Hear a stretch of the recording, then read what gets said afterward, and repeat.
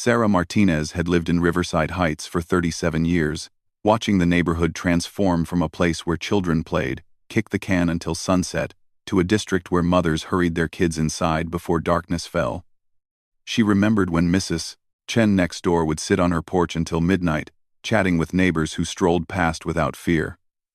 Those days felt like ancient history now. The change began 3 years ago when Marcus, the Shadow Delacroix, moved his operations into their area. Nobody knew his real background, but everyone understood his reputation.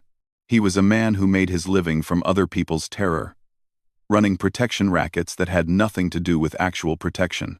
Shop owners paid him weekly tribute, not for safety, but to avoid having their windows mysteriously shatter or their inventory disappear during convenient power outages. Sarah first encountered the Shadow on a Tuesday evening in October. She was walking home from her job at the community clinic where she worked as a nurse practitioner. The street lights on Maple Avenue had been broken for 2 weeks, though the city claimed they were scheduled for repair. Everyone knew the repairs would never come as long as the Shadow preferred the darkness. She was fumbling for her keys when she heard footsteps behind her.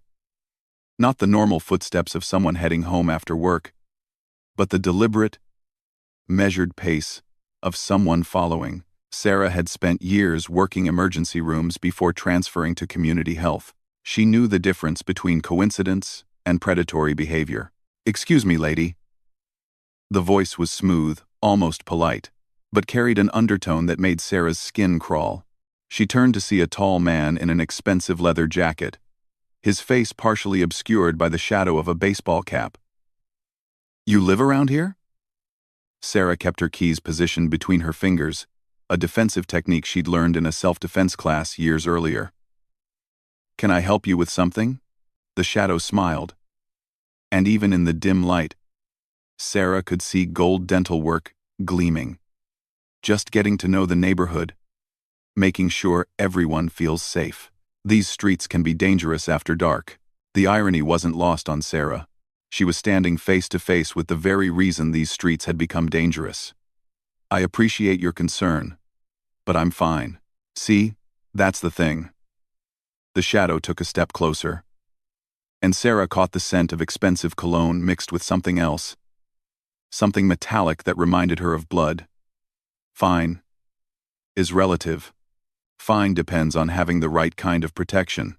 Sarah had treated enough assault victims to recognize a threat being delivered with false courtesy. "I need to get inside. My family's expecting me." "Family." The Shadow repeated the word like he was tasting it. "That's nice. Family's important. Kids?" The question sent ice through Sarah's veins. She did have a daughter, Elena, 17 years old and a senior in high school. Elena, who stayed late for drama club rehearsals and walked home through these same streets. "Listen," Sarah said, trying to keep her voice steady. "I don't want any trouble. Nobody wants trouble. But trouble sometimes finds people anyway." The Shadow gestured toward the broken streetlights. "Especially when people don't take basic precautions. When they don't invest in proper security." Sarah understood perfectly. This was how it started, the casual approach. The veiled threats. The gradual escalation, until victims felt they had no choice but to pay. She'd heard the stories from other residents, whispered in grocery store aisles, and shared in hushed tones during community meetings that fewer and fewer people attended. "How much?" Sarah asked quietly. The Shadow's smile widened. "Smart lady. I respect that. For someone like you, professional woman, nice house, family to protect, let's say $200 a week." $200 a week was nearly a quarter of Sarah's take-home pay. It would mean cutting back on Elena's college fund, eliminating the small luxuries that made their life comfortable, living in constant financial stress. But the alternative seemed worse. "I need time to think about it," Sarah said. "Of course." The Shadow reached into his jacket, and Sarah tensed, but he only pulled out a business card. Plain white cardstock with nothing but a phone number printed in black ink. "Call me tomorrow. After dark." "And Mrs. Martinez?" He paused, letting her name hang in the air like a threat. "Everyone calls, eventually." Sarah watched him walk away, his footsteps fading into the darkness beyond the broken streetlights. She stood there for several minutes, her hand shaking as she finally managed to unlock her front door. Inside, she found Elena doing homework at the kitchen table, earbuds in, completely unaware of the conversation that had just taken place outside. "Hey, Mom." Elena looked up and smiled. "How was work?" Sarah forced a smile in return. "Fine. Just fine." But as she looked at her daughter's innocent face, Sarah knew that nothing was fine anymore. The next morning brought a harsh reality check. Sarah called in sick to work, something she'd never done unless genuinely ill, and spent the day making phone calls. First, to the police, where Officer Rodriguez listened politely but explained that without specific threats or actual crimes, there was little they could do. "We know about Delacroix," Rodriguez admitted. "But knowing and proving are different things. He's careful. Never makes direct threats. Never does the dirty work himself, and the few people who've tried to file complaints." He trailed off meaningfully. Sarah's second call was to her neighbor, Tom Walsh, whose auto repair shop had been one of the first businesses to fall under the Shadow's protection. Tom's voice was barely above a whisper when he answered, "Sarah, I can't talk about this over the phone. Come by the shop this afternoon, but come alone." At Tom's Automotive, Sarah found a man who looked like he'd aged 5 years in the past 12 months. Tom had always been robust and cheerful, quick to help neighbors with car trouble or loan out tools. Now he moved with the careful posture of someone who expected violence at any moment. "He started with little things," Tom explained, constantly glancing toward the windows as he spoke. "Someone would dump oil in my parking lot overnight. Customers would get flat tires after leaving my shop. Then one morning I found all my tools scattered in the alley, covered in spray paint. Did you call the police?" Tom laughed bitterly. "Called them 6 times. They'd come out, take a report, and nothing would happen. Then one night, Delacroix himself showed up, explained how these random acts of vandalism were really unfortunate. Said he'd heard about some protection services that could prevent these kinds of problems." Sarah felt sick. "How much does he want from you?" $500 a week. "But Sarah, that's not the worst part." Tom's voice dropped even lower. "It's not just about the money. Once you're paying, you're part of his network. He expects information. Who's coming and going? Which neighbors seem upset? Which ones might be thinking about calling the police or moving away?" The implications hit Sarah like a physical blow. Paying the Shadow wouldn't just drain her finances, it would make her complicit in his control over the entire neighborhood. That evening, Sarah sat Elena down for a conversation she'd hoped never to have. "Honey, I need you to be extra careful walking home from school. And from now on, no drama club rehearsals unless I can pick you up." Elena looked confused. "Mom, what's wrong? Did something happen?" Sarah chose her words carefully. "There's been some trouble in the neighborhood. Nothing you need to worry about, but I want you to be aware of your surroundings." "What kind of trouble?" "Just be careful. Stay in groups when possible. Call me if anything feels wrong." Elena studied her mother's face. At 17, she was perceptive enough to recognize when adults were hiding something important. "This is about that guy, isn't it? The one Jessica's dad has been paying." Sarah's heart sank. If the teenagers knew about the Shadow's operation, the situation was even worse than she'd thought. "What do you know about that?" "Jessica says her dad gives money to some guy so their store doesn't get robbed." "But Mom, that's just paying a criminal, right? That's not legal." Out of the mouths of teenagers came uncomfortable truths that adults had been dancing around for months. That night, Sarah lay awake staring at the ceiling. The business card sat on her nightstand like a poisonous spider.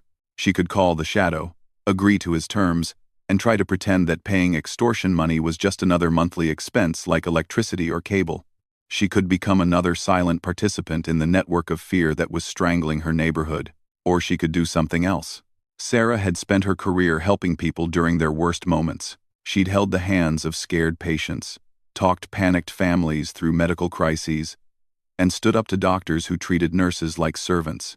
She'd survived nursing school while raising Elena as a single mother, worked double shifts to keep their house, and never once considered giving up when life got difficult.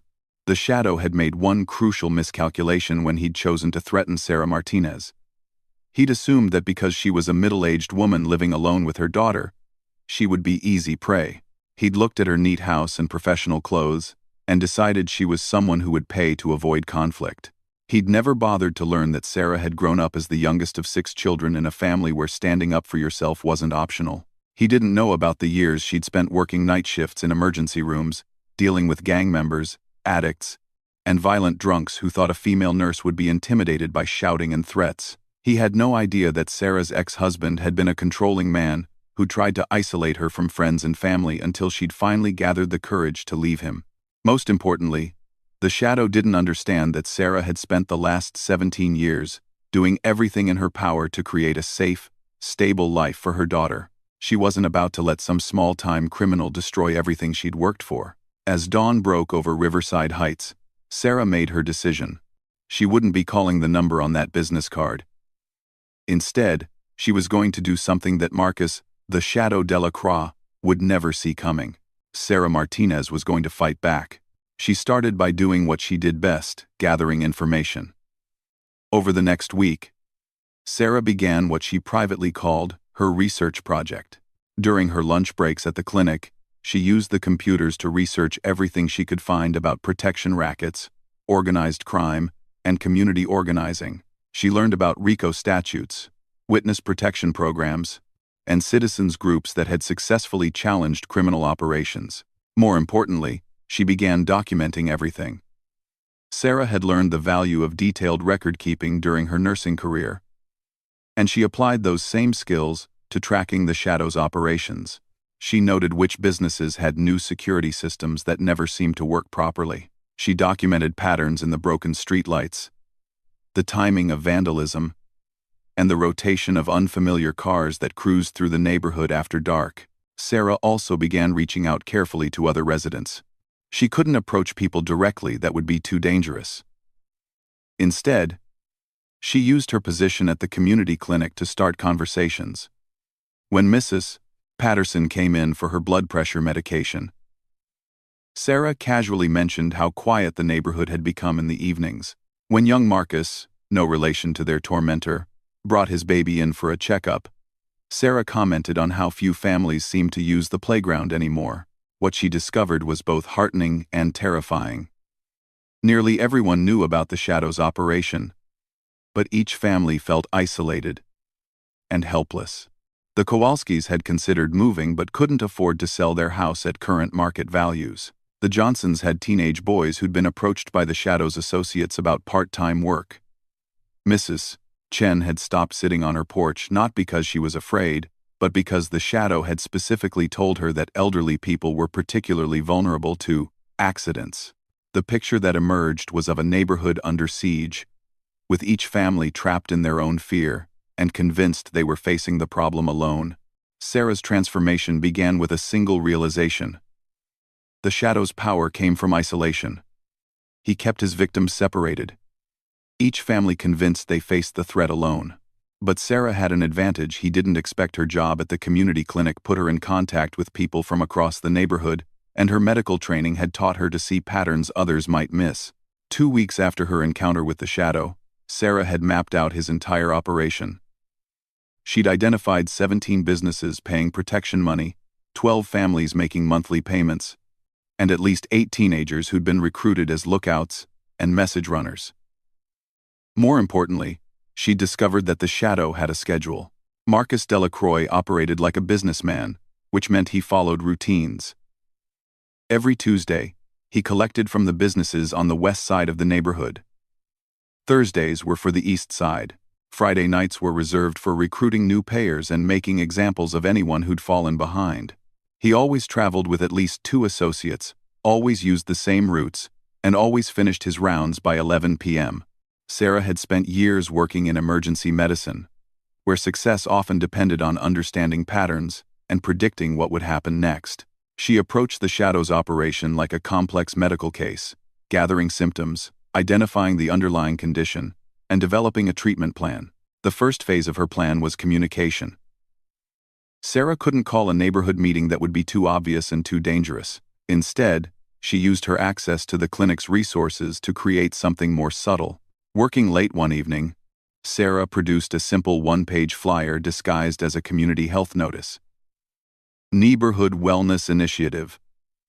The header read, "Building Community Resilience Through Mutual Support."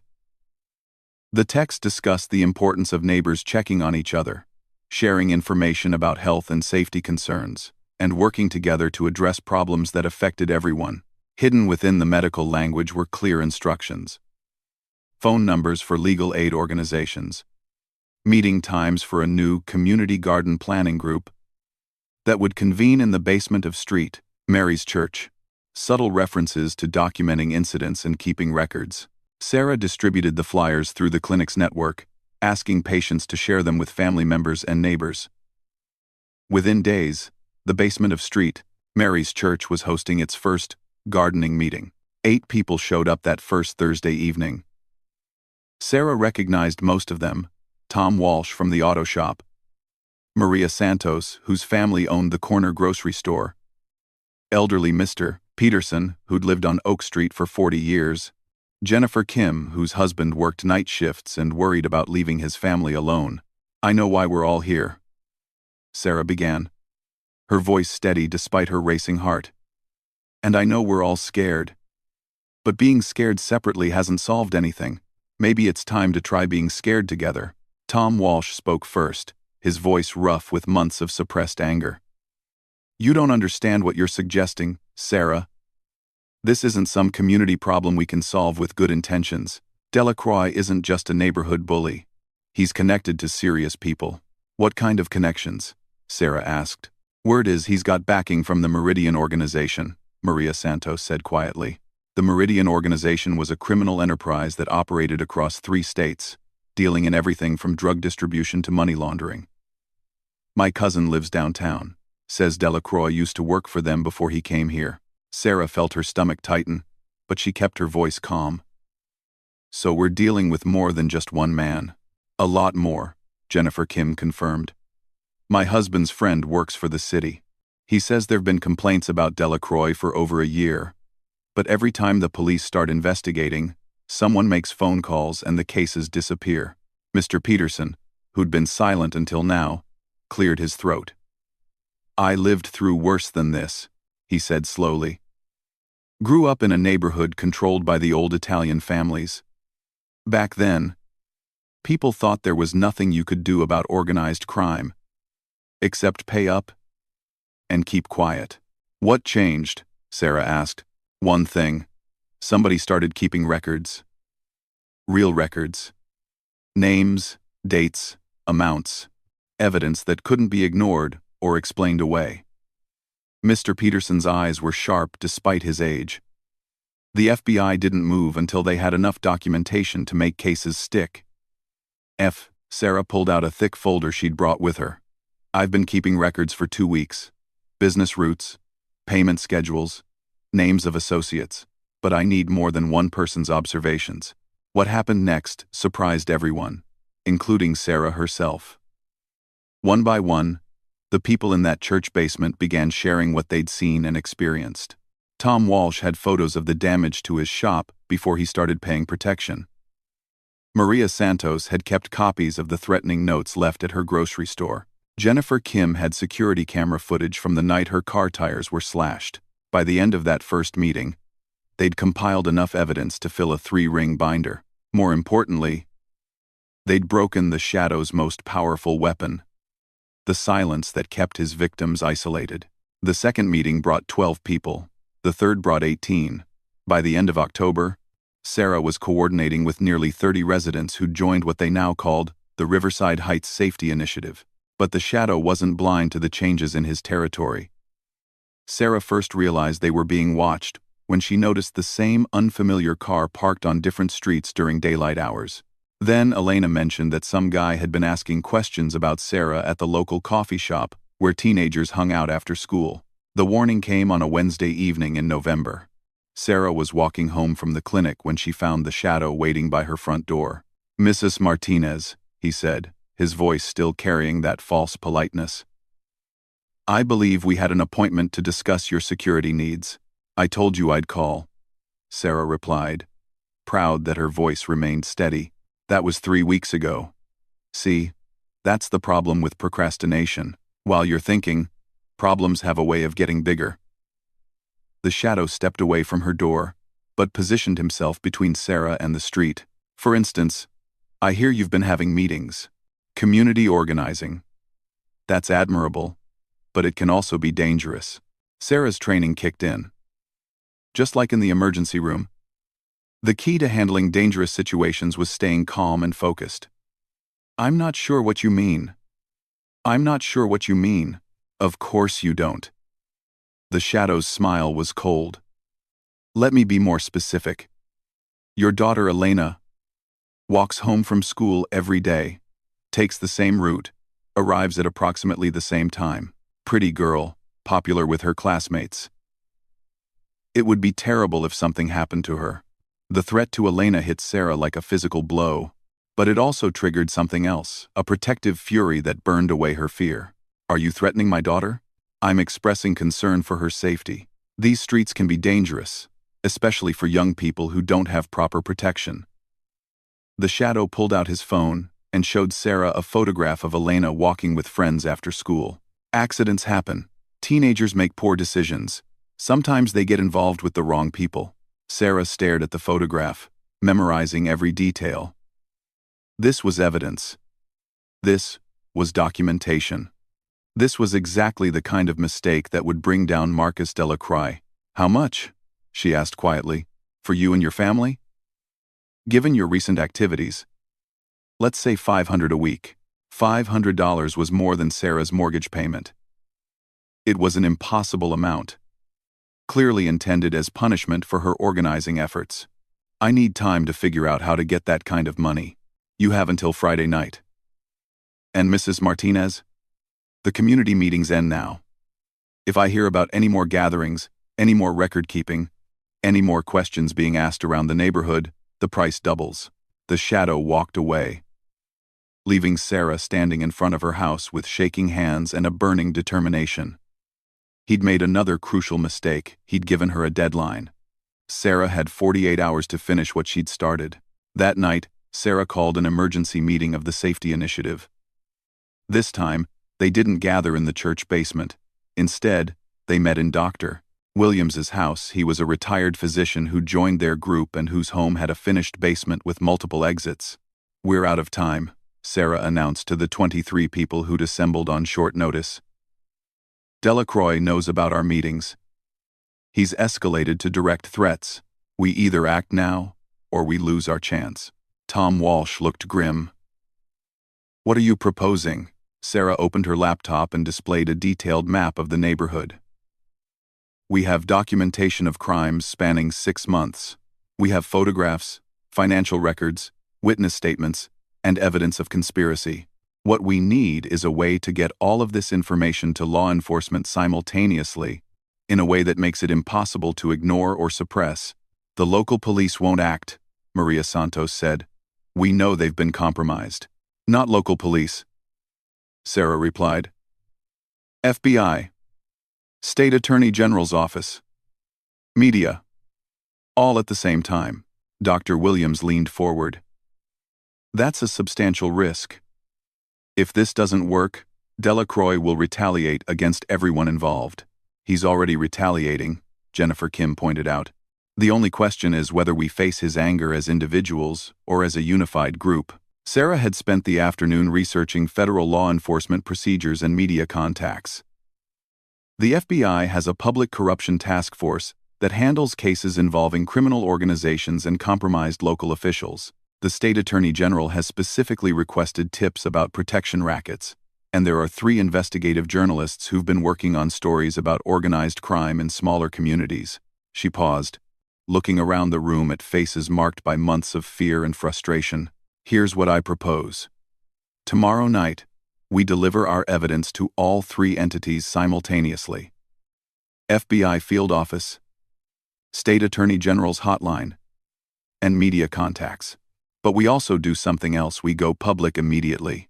What do you mean? Asked Mr. Peterson. I mean we stop hiding. Tomorrow night, we hold a neighborhood meeting. Not in a basement, not in secret. Out in the open, In the community center, we invite everyone, residents, business owners, anyone who's been affected by Delacroix's operation. We tell them everything we know, show them the evidence we've collected, and make it clear that this is bigger than individual payments. The room fell silent. What Sarah was proposing would make them all targets, but it would also make their struggle visible. Tom Walsh spoke slowly. "You're talking about forcing a confrontation. I'm talking about ending one," Sarah replied. "Delacroix's power depends on secrecy and isolation. If we make his operation public knowledge, if we document everything he's done, if we force law enforcement to act in the open rather than behind closed doors, he loses his most important advantage." Dr. Williams nodded thoughtfully. "It's a sound strategy.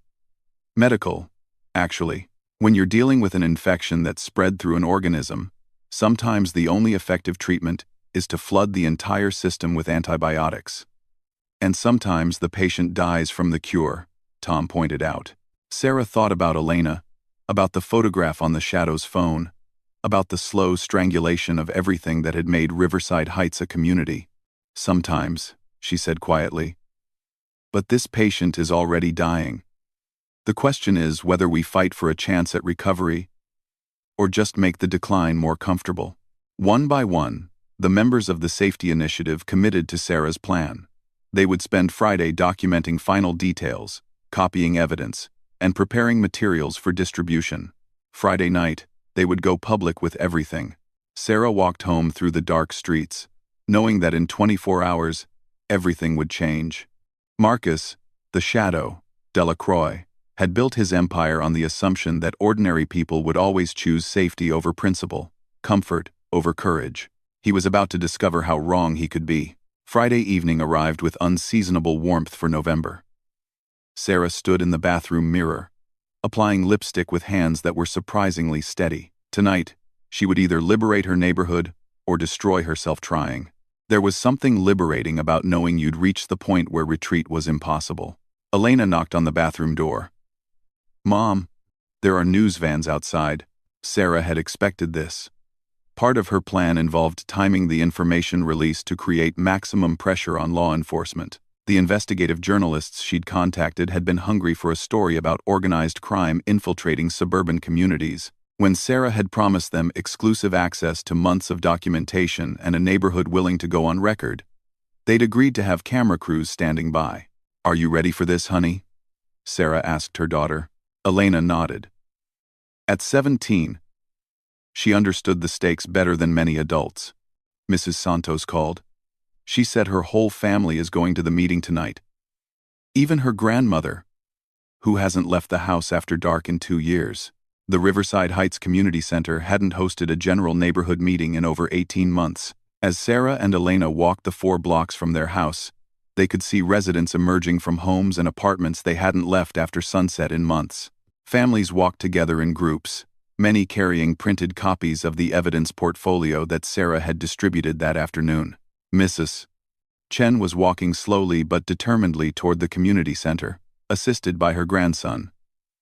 The Kowalski family had driven over from 2 blocks away, unwilling to let their elderly father walk alone. Tom Walsh had closed his auto shop early and brought several employees who lived in the area.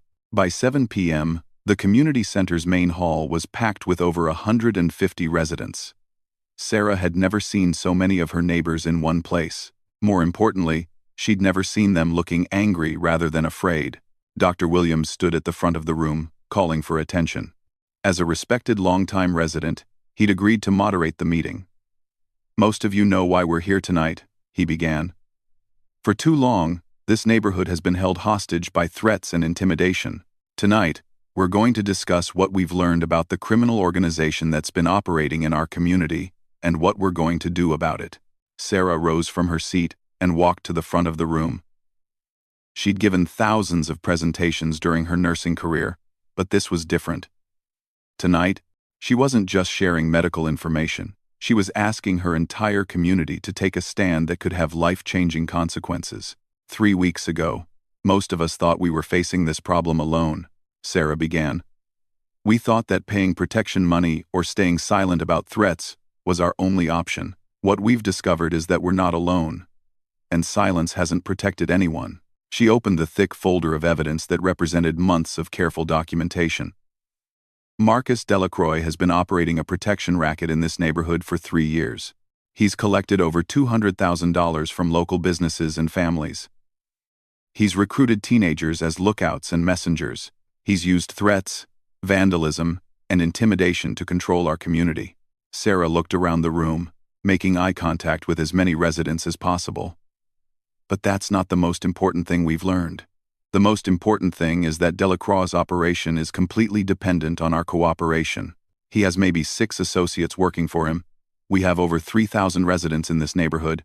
He stays in power because we've been convinced we're powerless. Tom Walsh stood up from the back of the room. What exactly are you asking us to do, Sarah? I'm asking you to stop being victims, Sarah replied simply. Tonight, copies of our evidence have been delivered to the FBI, the State Attorney General, and 3 news organizations. By tomorrow morning, this story will be public. Law enforcement will be forced to act. She paused, knowing that the next part would be the hardest for people to accept. But we can't just wait for other people to solve this problem. Starting tomorrow, no one in this neighborhood pays protection money. Not to Delacroix. Not to anyone working for him. If anyone approaches you for payments, you document it and report it immediately. If you see suspicious activity, you report it. If you're threatened, you report it publicly. Jennifer Kim raised her hand. Sarah, that's asking people to put themselves at serious risk. We're already at serious risk, Sarah replied. The difference is that now we're choosing to face that risk together, instead of suffering through it separately. An elderly man Sarah didn't recognize stood up near the front. What makes you think the police will act this time? My family's been calling about Delacroix for 2 years. Dr. Williams answered this question. Because this time, the evidence is comprehensive and public. When a few individuals file complaints, they can be ignored or lost in bureaucracy. When an entire community presents coordinated evidence to multiple law enforcement agencies while media attention is focused on the story, ignoring it becomes politically impossible. Sarah nodded. Also, we're not just asking law enforcement to investigate complaints. We're providing them with evidence of specific crimes committed by identifiable individuals, with documentation and witness testimony. It's the difference between saying something bad is happening and saying, here's exactly what happened, when, and who did it. The meeting continued for over 2 hours. Residents shared stories they'd been afraid to tell for months. Business owners talked about the impact of protection payments on their families. Teenagers described being approached for recruitment. Elderly residents explained how fear had changed their daily routines. More importantly, the community developed specific plans for moving forward. Phone trees for rapid communication. Buddy systems for people who lived alone. Coordination with the few businesses that had security cameras. Regular community meetings to ensure everyone stayed informed. As the meeting was ending, Maria Santos approached the front of the room. There's something else we should discuss, she said. Delacroix is going to be very angry about tonight. He's going to want to retaliate. We need to be prepared for that. Sarah had been thinking about this all week. Delacroix's power has always come from operating in the shadows. He threatens individuals privately, collects payments through intermediaries, and relies on victims being too afraid to speak publicly. Starting tonight, none of that works anymore. She gestured toward the news cameras that had been recording portions of the meeting. Every person in this room is now on record as standing up to his operation. He can't target all of us without making his situation worse.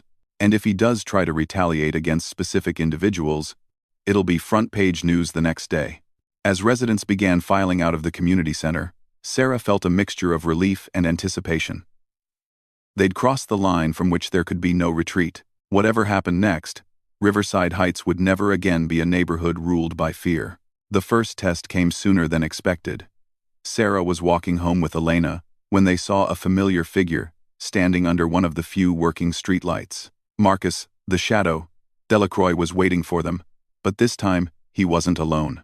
3 other men flanked him, and their positions suggested they were prepared for confrontation.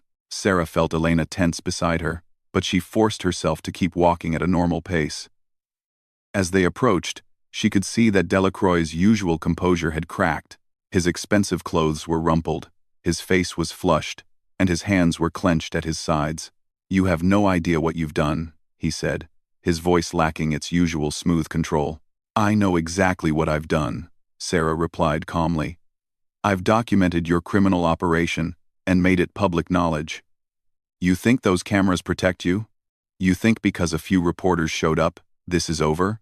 Sarah noticed that several residents were emerging from their houses, drawn by the raised voices. Tom Walsh appeared from the direction of his auto shop, and she could see other neighbors positioning themselves within sight of the confrontation. Word was spreading quickly through the phone tree they'd established. "I think," Sarah said carefully, "that you're upset because your business model has been destroyed. You can't run a protection racket when your victims aren't afraid and isolated anymore." Delacroix stepped closer, and Sarah could smell alcohol on his breath. "Lady, you have no idea who you're messing with. The people I work for don't care about your community meetings or your news cameras." "Then they're going to be very disappointed in you," Sarah replied, "because you've lost control of this territory, and everyone knows it." This was the crucial moment. Sarah was betting that Delacroix's superiors in the Meridian organization would cut him loose, rather than escalate a situation that was already attracting media attention. Criminal enterprises survived by avoiding publicity, not by doubling down on operations that had been exposed. Dr. Williams appeared across the street with his cell phone in his hand. "Sarah, I've got the state police on the line. They're very interested in having a conversation with Mr. Delacroix." Delacroix looked around and seemed to realize for the first time that they were surrounded by witnesses. At least 20 residents had emerged from their homes, many with phones recording the encounter. This wasn't the kind of private intimidation session he was accustomed to. "This isn't over," he said, but his voice lacked conviction. "Yes, it is," Sarah replied quietly.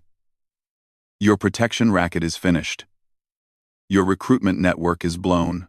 Your political connections can't help you when there's this much evidence and public attention. You're done in Riverside Heights."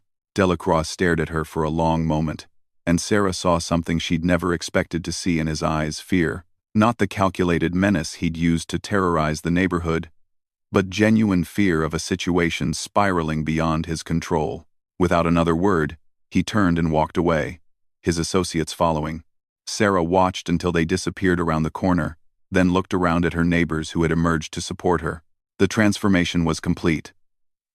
Marcus, the shadow, Delacroix, had spent 3 years teaching the residents of Riverside Heights to be afraid of him. In the space of a single evening, Sarah Martinez had taught him to be afraid of them.